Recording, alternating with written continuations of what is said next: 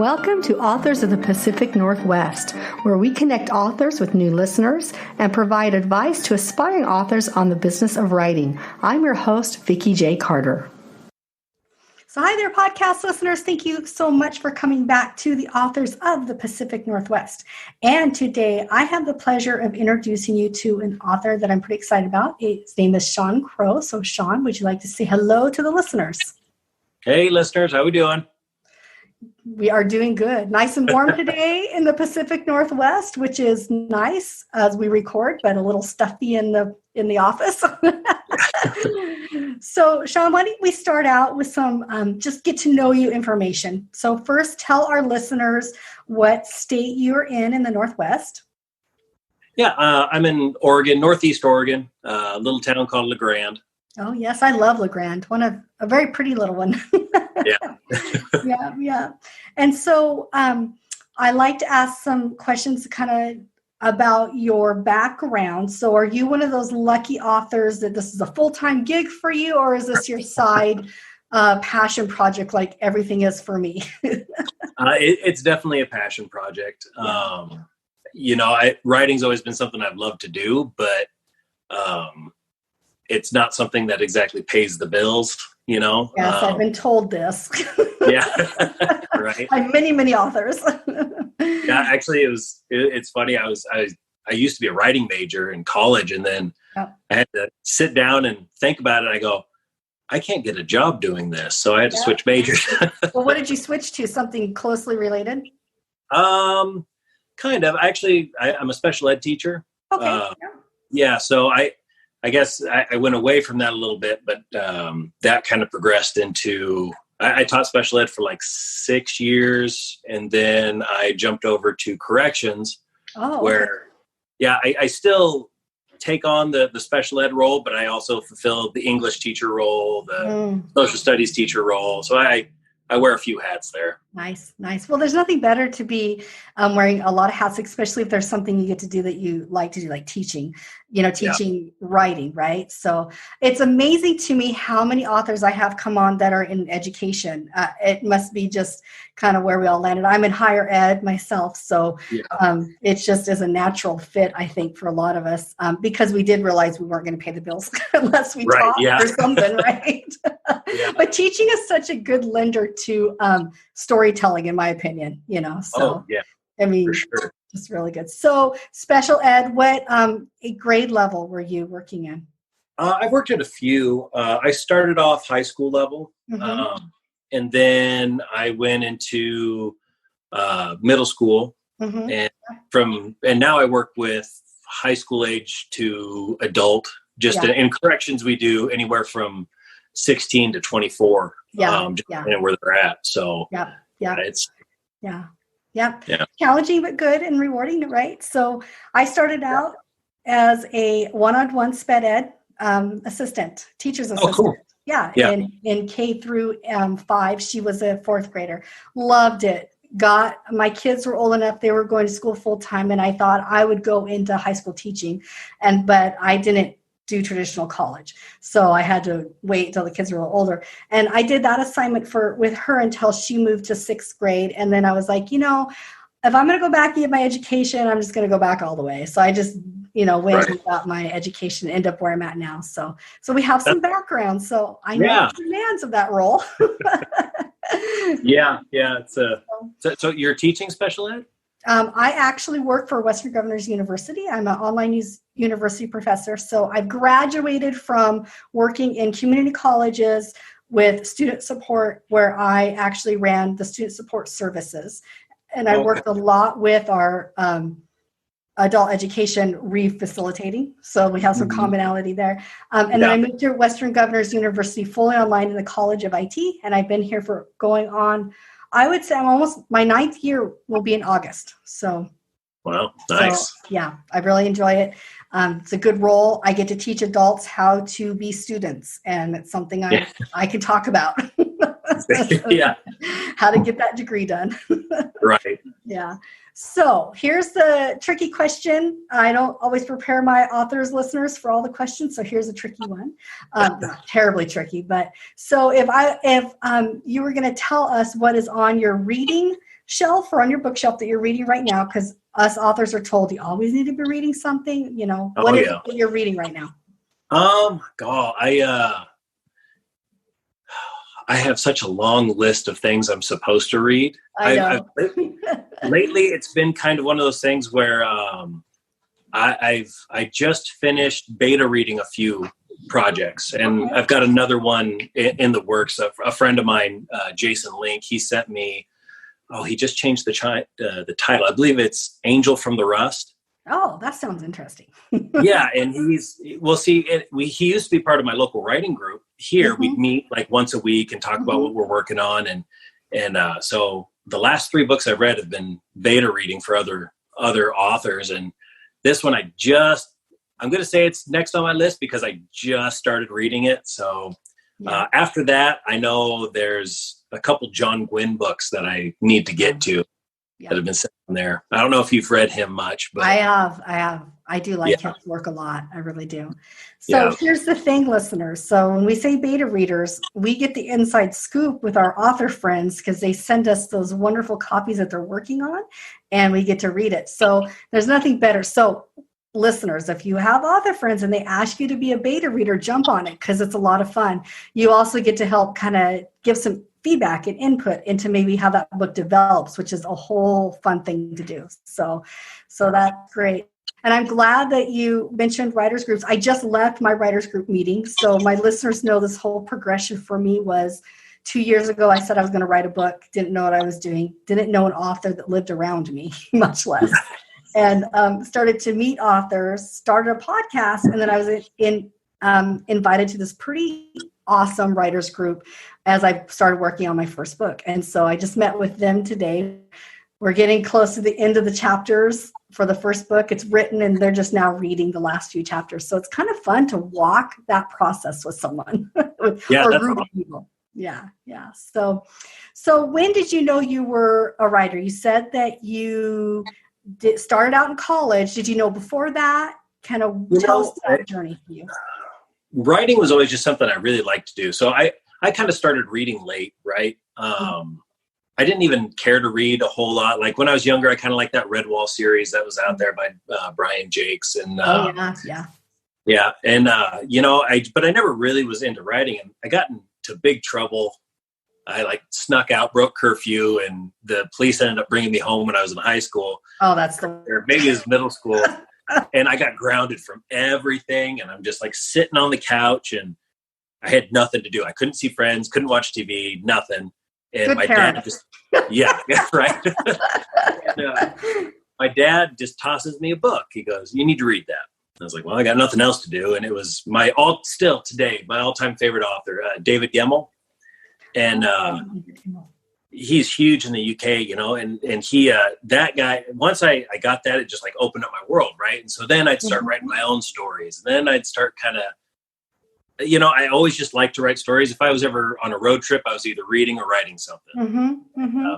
And I was kind of an oddity because I played sports were huge for me. And so on the bus, while everybody else is talking and BS, and I'm sitting there either with my nose in a book or a little notebook or something, writing something down.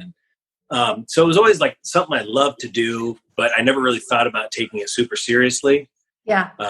In college, I kind of thought that was the route I was going to go. And then, realized I needed to make money. Yeah. Couldn't live with mom and dad forever, unfortunately. Yeah. And so I was like, man, okay, I guess I'm just going to, find that job. But really, I don't think I ever fully got into it like I did until my first child was born. Yeah. And once she was born, it kind of focused everything for me. And I said, okay, I have all these fun hobbies I love to do, but now I really need to get serious about, I only have so much time. Family takes up most of it, family and work. And so I have time for one or two other things. Yep. And that was writing. And so that's kind of when I realized that if I ever want to pursue that passion, now's the time. And we had a couple more kids, but it's actually, I feel like the more responsibility has been thrown at me, the more I've hyper focused on writing as well. That's really cool though. That is such a cool story. So when you were younger, you can say if it's true or not. It kept you kind of out of trouble after that incident. It's kind of saved you a little bit. Yeah. I mean, I wasn't even, it's not like I was doing terrible things or anything. I know like we that. all have our background. My parents will be the first to tell you about my little mishaps. They love to tell people about it. But, it definitely is one of those things, I say that, my parents are probably one of the biggest things that kept me from ever doing anything really stupid. But I was terrified of my parents to get in trouble. So having that conversation with them more than once. Yeah. But I'd say that's pretty accurate. I think it's really helped in all aspects of my life, Well, I love that when you became a dad, it became hyper-focused. That is such a great legacy to your children and also to you. I know from my experience, my girls, everybody will know this. Our girls are grown up. So they're out of the house officially on their own. We did it. And without any major big deals, right? And so everybody knows me. My girls are truly my inspiration for everything. So I went back to school so that I could show them that you can change your life and do better. And then I was always like, I want to write books to show for my kids. I want them to see that, you can just keep growing as you get older. And then I did the podcast and Margot was like, wow, you're really cool. You have a podcast too. Like, yeah. And you never have time to talk with me because I'm too busy. Right. But no, I totally love that is part of the legacy for you and your kids. So that's super cool. So tell us the genre you write in. Do you write in more than one genre? Or are you sticking with one? What is it? Actually, for me, the first book I ever fully wrote was it's been 3 years now. And it was a modern fantasy, I guess urban fantasy is what you call it. But then this last one I wrote was, I'd say it's low. So I kind of put in myself with grimdark, but I don't even know if I really classify it as grimdark because grimdark's kind of too rough. There's there's no good in grimdark, which it's all grim dark. Yeah, grim and the words speak for itself. Yeah, I mean, so I guess dark fantasy was what that one was, a really kind of low key dark fantasy one. But now I'm having another release out. Yay! It's going to be 4 or 5 weeks, and it's Cyberpunk. So I love Cyberpunk. I really love Cyberpunk. Yeah. Yeah, and it's it's been fun, but really, I grew up again my dad and I, when we'd go out hunting or something like that, we wouldn't talk about anything. We'd talk about books or we'd talk about, hey, what do you think about this idea? And then we'd throw it back and forth until we kind of oh, that'd be really cool if this happened or, And so I know a lot of authors really like to stick in one area and follow it along. But for me, I feel like there's too many good ideas out there to just stick with one. I have this, my most recent one, Godless Lands. I'm going to write probably 3 books in that area. But then the Cyberpunk one, I'm already a quarter of a way through a full novel on that after its release. So, I have multiple worlds, multiple ideas, and I don't want to make myself a one trick pony, And what's so cool is we don't have to anymore, honestly, as authors. There used to be traditional publishing, which I learned about later on, it was very, if you were a romance writer, which I'm not, but if you were, or you were a sci-fi writer, whatever, you pretty much had to stick in that mass marketing kind of thing to keep going. But now it's not that way, which is really, really cool. Because I'm like you, I have my heart's historical fiction because I'm a librarian. I can't help myself. I research and then these stories, but it also tailors in female fiction, women's fiction as well. And I have contemporary rock and roll book that I want to write based on my husband's life it's contemporary fiction, but so I'm never going to fit in one thing, but it's cool. You don't have to. So that's what's yeah. That's great. And I was so against, it's funny. In our writing group, I was so against going self-publishing. I was going to ask you which one you were. So I was so against it. My friend who I mentioned earlier, Jason, and a couple of the others are like, no, you should just go ahead and self-publish. There's, just look into it. I was like, no, in my mind, I was like, but then I won't really be an author. That's how I had that. Yeah. There's no legitimacy in self-publishing. That's kind of the the stigma around it. Mm-hmm. Yeah. And so I had that negative opinion about it. And the person who actually convinced me otherwise, are you familiar with Anthony Ryan? I am. Yep. Yeah. So my thing is like, I'll reach out to authors I really enjoy. Any chance, and most of them never get back to me, but I've had two that talk to me relatively regularly, and that's John Gwynn and Anthony Ryan. And Anthony Ryan, actually, he said, my first book was self-published. Yeah. Really? And he just started talking about it. He goes, he goes, honestly, there's pros and cons to it. And he kind of walked me through it. And after that, if I had a question, I'd send it to him, and then he'd get right back to me. And that's cool. Really, yeah. And he actually, I really like, any chance I get, I like to toot, any horn about him. Please do. Yeah. Yeah. He actually went through my book. I asked him if he'd read it, right? I was like, I know you're busy. I know you're a huge author. I was like, I know you've got probably people lining up. I said, but if you have the time, I'd really appreciate it if you read it and gave me your thoughts. And so he said, yeah, sure. If I can get to it, I will. And didn't hear back from him for a while. And I was like, okay, well, he must have just, he's busy. I'll just push on. And then he not only read it, he went through my entire manuscript and added notes. Oh my gosh. Yeah. You didn't have to pay him for it? No. And I didn't That's even astonishing. I didn't even think that. I was just like, if you read it, that's cool. But he went through, and of his own accord, he went, and that was such a helpful thing, because he actually helped me realize a couple things that and things in my prose that I didn't realize I did. Mm-hmm. And now I catch myself doing that now. I was like, oh, that's right. He said, don't do that, And he ended up giving me a quote I could put on my book. So I was just my gosh, what an endorsement.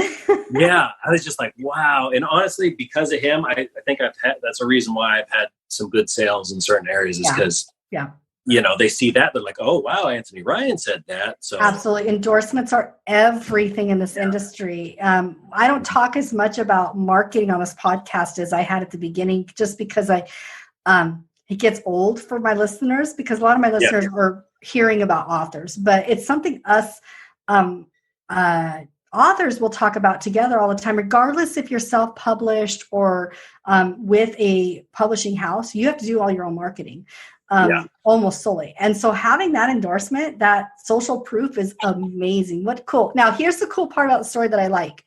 Yeah. You have the guts to just go ahead and ask. And I mean, not a lot of us would do that. And I commend you for that. And it's inspiring to me, because I feel like the authors that do really well are the ones that are just going to go ask. They're going to step out there. They're going to just do it. And so what if somebody doesn't respond, but at least they have tried? But if they do get a response like that, then it's such a great partnership. For that little bit of time, you had a great mentor, right? Yeah. That's very cool. Thanks for sharing that story, because it inspires me to get some guts. Honestly, it was funny when I was thinking about, I had one of my youth, he'd always come in, because I have like this little deal with my guys. I'm like, hey, you show up on time. I've got a coffee maker. You can make yourself a cup of coffee, but you got to show up on time, right? Yeah, yeah. And he got called in for something one day, and so he's late, and he's like, Crow, man, can I get coffee? I was just like, I don't know, man. You're like an hour late. He goes, I get it. He goes, but I got to ask, because a closed mouth doesn't get fed. I was like, I like that. Like, I really like that. So that's something one of my youth always took. That's very cool. Hey, you have to tell him I might borrow that. That's very good. I use it all the time.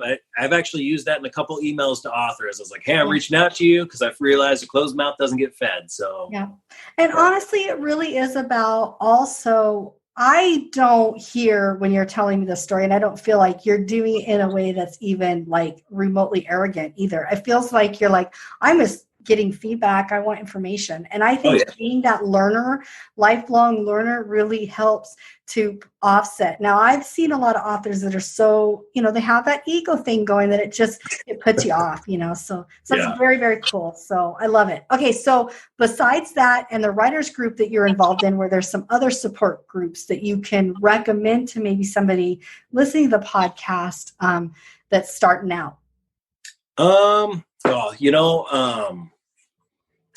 another thing I think that's helped, I was really against social media. Like, oh yes, I hated it too. I didn't even, I didn't own a phone until like 2 years ago when I was actually it was a little over a year ago is when I got a phone and got a Facebook account and got Instagram. Wow. You're a little later than I was, but no, only reason why I got a Facebook account was 8 years ago. My dean from my college, not everybody knows the story. I had student workers, and one of them was not doing well on Facebook. And he's like, you need to get on Facebook, get an account and friend them and find out what's happening because it's reflecting on the college. I'm like, I don't want a Facebook account. Are you kidding me? Yeah. And now here I am, social media lover. Yeah. And it's crazy because like my wife convinced me because I had a Facebook account in like college, and then it got to the point I was like, I just don't want to see all this negative stuff all the time. I've just got rid of my account, didn't even carry a phone. I was like, if somebody really wants to get a hold of me, they'll get a hold of my wife, and then they'll let me know. And she goes, no, she goes, Sean, if you're going to do this, she goes, get a phone, just get a phone, get a social media account. You need to hustle. She goes, because if you're going to do this and we're going to invest in you on this, then you need to do it right. I was like, okay. Bravo for her. Good for her. But to get to your question, some of those Facebook groups are great. You know, I don't know if I can say a general group that works great for everybody, because I think what you really need to do is research like I'm part of probably 20 groups on there, but like I'm part of probably 5 or 6 cyberpunk groups. I'm part of 5 or 6 fantasy, a couple grimdark groups, and I interact more because I see the feed, right? And if I see a question that jumps out to me, then I'll jump on it. And so I tend to gravitate toward, like, there's one, it's a private group, Grimdarklings. They're a bunch of authors in the kind of grimdark area that they're pretty good about getting back to you. God, off the top of my head, I'm trying to think of the other ones I use, but no, but that's okay. But here's the lesson that is such great advice, is that we as authors in this new decade of the world, and even so much so because we are recording this during the COVID, still we're in COVID experience, people, that we have to be online socially. I mean, but there's so much value in it. And I was very resistant of it too. And then I went through an obsession stage of, I only have one Twitter follower. What the heck? How does this? And she's my mom. So how does this how do I do this? And then I went in overboard into marketing 101 for authors and creators and got obsessed. I'm just now pulling back since the whole COVID thing. I'm finally finding some balance with it because I was obsessed, obsessed. And then I realized I don't need to spend hours and hours. I still have another job, and my family would like to see me occasionally, not with a phone in front of my face. Right. So that's cool. I'm glad you jumped on, but I also think it's very commendable that you resisted for a while. But your wife was right. You have to, if you're gonna hustle, you gotta hustle. Yeah, she's her gut feelings on most things are pretty accurate. So I tend to listen to her. Does she read your books too?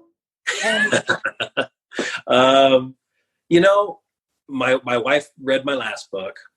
She's not a big reader. My wife is not a big reader. My husband's not a reader at all, actually. If I can get her to read it, it usually requires a guilt trip. But when she does read it, she gives me feedback. It's just my wife is super busy, right? So I joke with her. I go, you have time for like 3, maybe 4 things in your life, and that's about it. Like she's hyper focuses, right? It's like me and the kids are a big one. Real estate, and then CrossFit. I said, those are the 3 things you can kind of really focus in right now. And she coaches on the side. Is like, when that hits, then you're burning the candle on too many ends. And that's true. That's true. And so I've kind of learned that's one of those things. She's very supportive of it. She always gives me time. Hey, do you need time to do this? Do we need to work on this? Is this something we need to look into? But that time thing. And so when she reads it, she reads it. You know, I kind of like, I'd love to hear your thoughts on it, but We'll see. Well, my husband's not a reader. He never has been a reader. He's an audiobook, but I have to curate his audiobooks for him. He won't go in there and find something. But if I'm like reading something, I'm like, oh, you would love this, and I have to get it on audiobook for him because he has a commute, so he can at least do that much, and then we can talk about it. But I don't know if he'll ever read my books, and that's okay. But he has followed along the journey with me. So my characters, one's name is Annabelle, the other one's Albert, and the other one's William. They're part of our daily discussions. I mean, like, I'll tell him, oh, I just got Albert in this situation and blah, blah, blah. And after my writers groups, I always recap with him kind of the stuff that I went through at the writers group. So he knows kind of what's going on, but he has no idea the whole vast amount of the business of writing. He gets it. He sees me doing it, but he's not quite doesn't get it. But he's not a huge reader. I think the only book he did read was, I can't remember the name, way before we met, like years and years ago. It's a vampire book. So I know he can read. I know it. He's too busy, honestly. So that's why the commuting for him and audiobooks have been wonderful. We'll share that. So, well, let's set the stage. So tell us, because we completely remissed the titles of your books. So let's start there. Tell us the titles, and then set the stage for the one that you're going to read from. And around that stage, kind of share with us what you can without giving us too much information, so we're plugged into what you're reading. And I'm going to go quiet when you do. Okay. So it's a short list, but after this year, it should get bigger. I'm doing what's called a mini blitz. So my first book, Godless Lands, just released, is it 4 weeks ago now?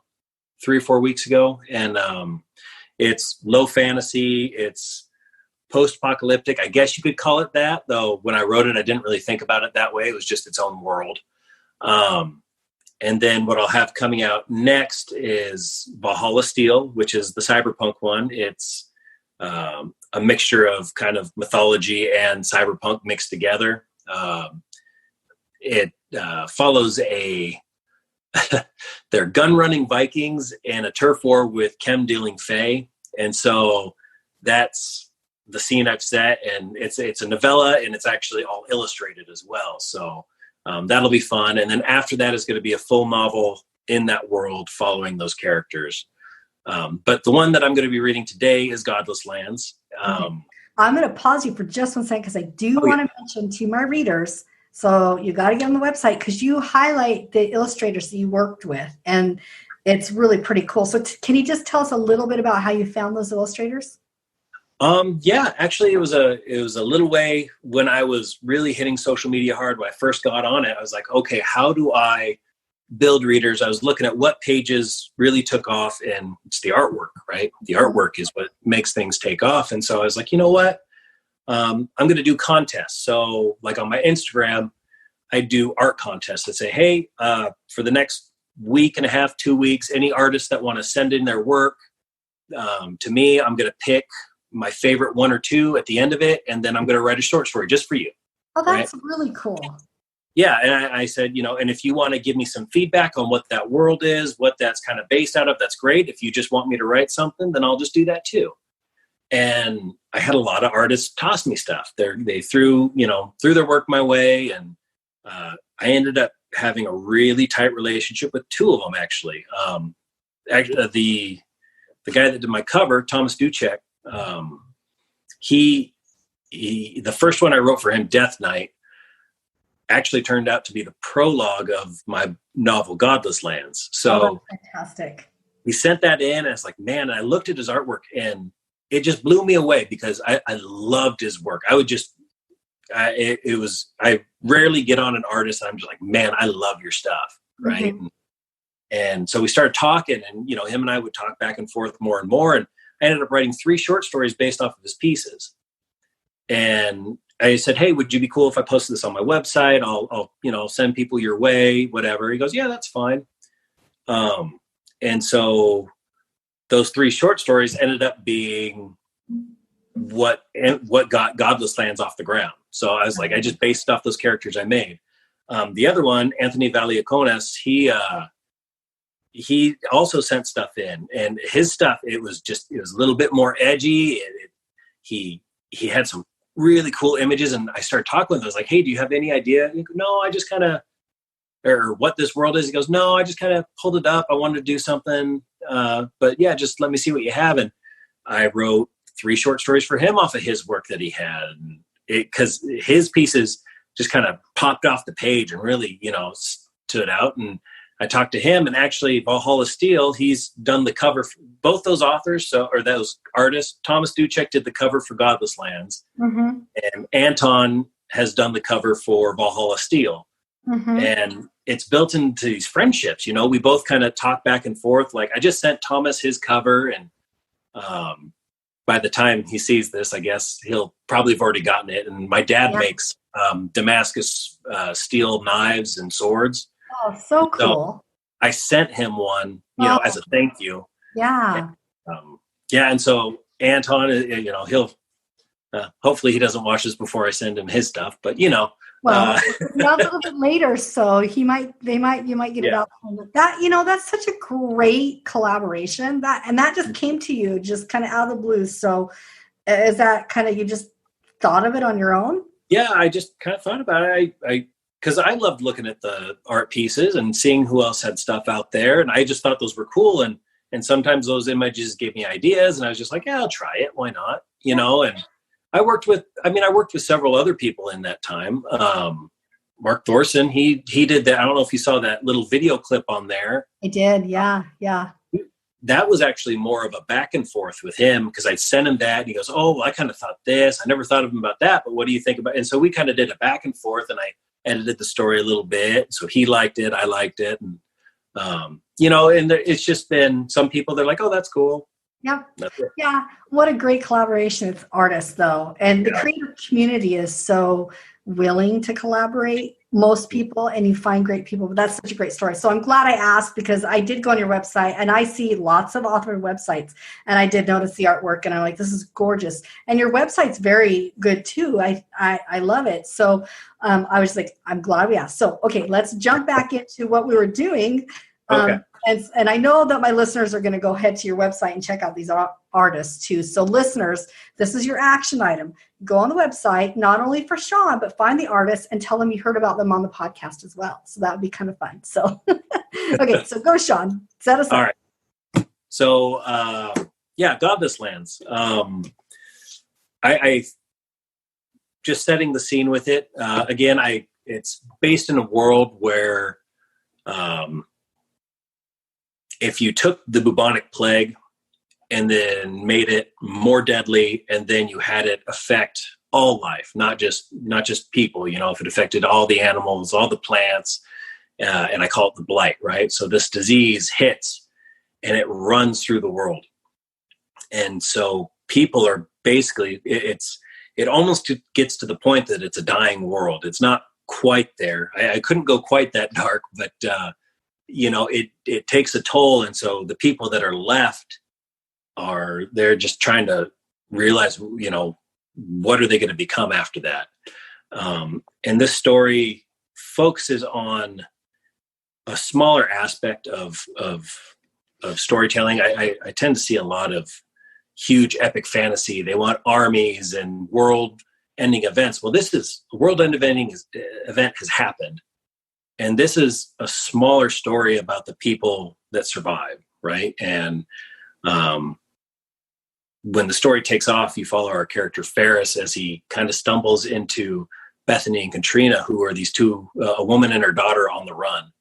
And he decides to help them kind of against his better judgment. And so I had a friend actually tell me, he goes, it's kind of almost like a low fantasy Louis L'Amour, and which was pretty cool to me, because that's kind of the stories I like to read. They're very character based. So that said, this is Godless Lands, and I'll just read the prologue here.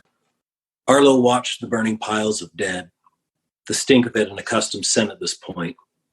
Similar fires from around the city lit up the sky in a reflection of the dying world below.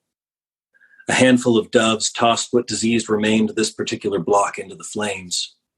Each wore white, which made little sense to him, seeing the soot and bloodstains covering each, perhaps to see what needed to be cleaned at the end of the day.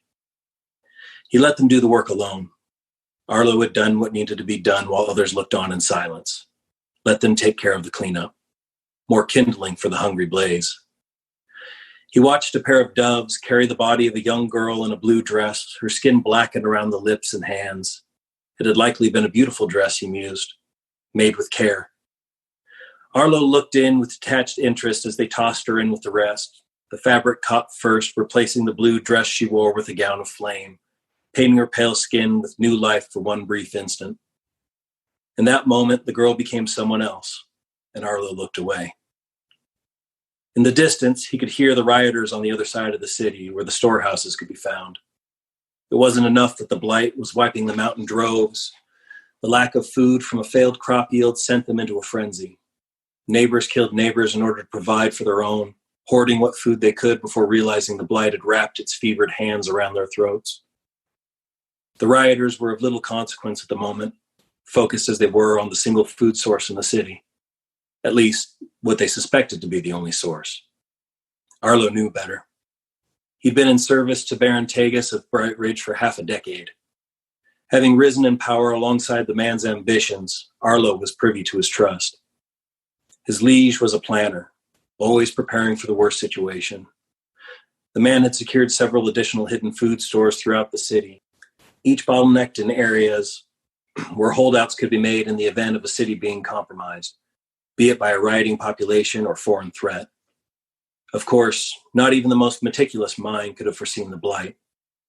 With the rest of the nation's aristocracy dropping like flies, Baron Tagus claimed to rule increased dramatically. The blight saw no man's station in life as it claimed prince and pauper alike. The king was dead, along with his sons and first cousins. If Tagus could avoid contracting the blight, he'd rule whatever remained, if there was anything left to rule. Had the disease only stopped with mankind, the world might not be so terrible a place. Arlo looked up at the once lush trees in this part of the city, seeing empty branches and cracking bark. It hadn't been named the Arbor District without cause. In summers, families would walk the cobbled roads, enjoying the shade and birdsong. In autumn, the leaves became a myriad of color, a wonder to behold for the young, a fine place and a better time. There was no birdsong now. The blight didn't settle for humanity. It was a greedy beast, robbing the very life from the earth itself. Livestock died by the hundreds of thousands, and once healthy crops withered and perished. It was one matter for people to die off. It was another for the land to join them. From that point on, people began to lose hope. Without hope, people became ugly things, but not in his domain. In the midst of the chaos that seemed to overtake the world, Arlo kept a semblance of order. With his liege in tow, Arlo returned to his estate, putting distance between them and the disease-ridden keep. Arlo ordered the Arbor District to be locked down, closing both gates leading in and out of the area. Anyone showing signs of the blight he evicted, by their own accord or violently if need be. The doves, so named by the Baron, had been assembled to help him with his task. Made up of former soldiers or willing volunteers, they helped clear the area of the infected. No one wanted to risk a chance at catching the pestilence that had befallen the world, but it was a job of necessity. Tagus implored him to withdraw to the estate and send out orders from there to lessen his chance of infection. Arlo had refused. He walked into every single home, putting down the blighted and diseased without a care for himself. Too few had the stomach for it, and that was something they could ill afford. If not for his action, the Arbor section would have been as overrun with blight and madness as the rest of the city. Because of this, he was feared, and it was a small price to pay to maintain the peace he'd established. Even roving bands of looters avoided the Arbor District, which belonged to the Baron and his death knight. That's what they'd taken to calling him. A name well earned, he supposed. Of course, the bodies hanging from the walls surrounding the district proved an efficient deterrent as well. Any man or woman caught sneaking over the walls had a rope tied about their neck and was tossed back over. "My lord?" came a voice nearby. Arlo turned, seeing one of the masked doves waiting nearby. He nodded, giving him permission to speak. "We've a runner come in. Says there's another family showing signs of the blight in Issid block. We've got it quarantined for now, however." Arlo raised his hand. "I'll be there within the hour." The dove dipped his head. "As you wish, Lord." Arlo watched the man leave, never bothering to ask his name, let alone be bothered to remember it. Very few doves lasted. They seemed to come and go like mayflies, either dying off or disappearing without a word. Somehow people kept filling their place. Whether it be from some sense of duty or self-preservation, he didn't much care. As long as the cleanup was handled and the bodies burned, they could do as they liked. He stretched as best he was able in his armor. It had been a week since he'd been out of it. Smoke permeated most of what he could smell, but occasional traces of his own body odor seeped out. The tabard of his liege was in ruins, ripped apart by the fevered hands of the diseased. Small dents from workmen hammers, bits of rust from lack of attention.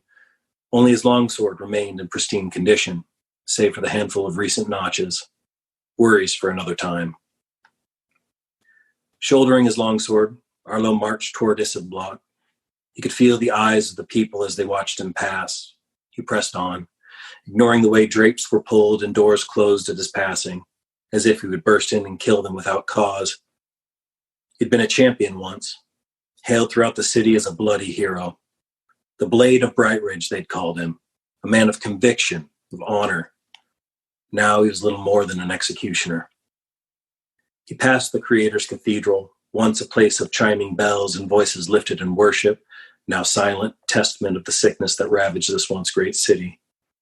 The blood of the priests who had once tried to help those afflicted stained the steps where looters had rushed in to steal what remained of the food the holy men had been distributing.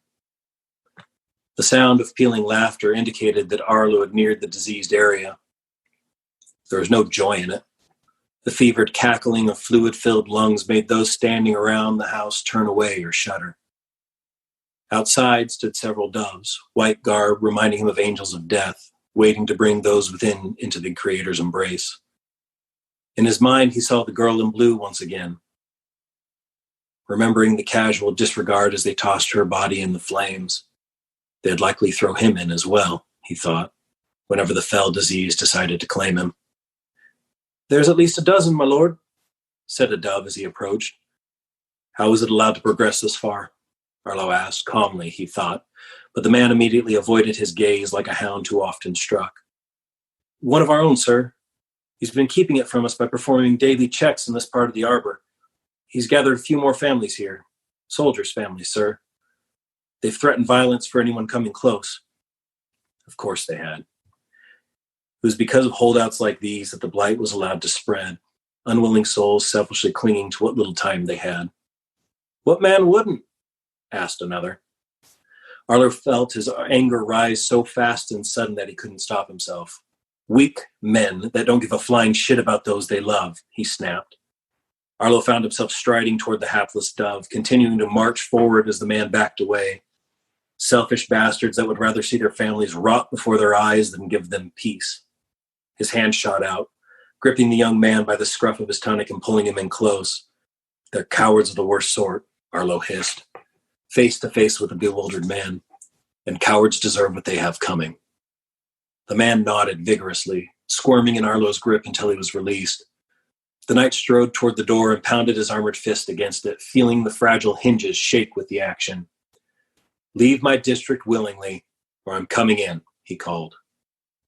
There was more laughter, not at his threat, but the continuous fever babblings of the disease. He could hear hushed voices, caught the words "Death Knight," as one man seemed to be shouting.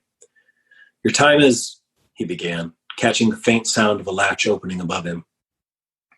Looking up, he had just enough time to step back as a large stone was dropped from above. It clattered on the cobblestone where he'd been standing just seconds before. His would-be killer, a middle-aged man with blight-tinged skin, stared down with wide eyes as he realized he'd failed. "So be it," Arlo said, and charged the door. The frail hinges and thin cut of the door caved in as he burst into the interior. There was a moment as the men inside froze at the sight of him. Unfortunately for them, Arlo was not one for hesitation. In the confined space, he quickly switched to half-sword, gripping the blade of his in his gauntleted offhand. The first man went down with a sharp jab of the sword's point to his neck, igniting the remaining three into action. The first came at him, swinging a short blade overhand.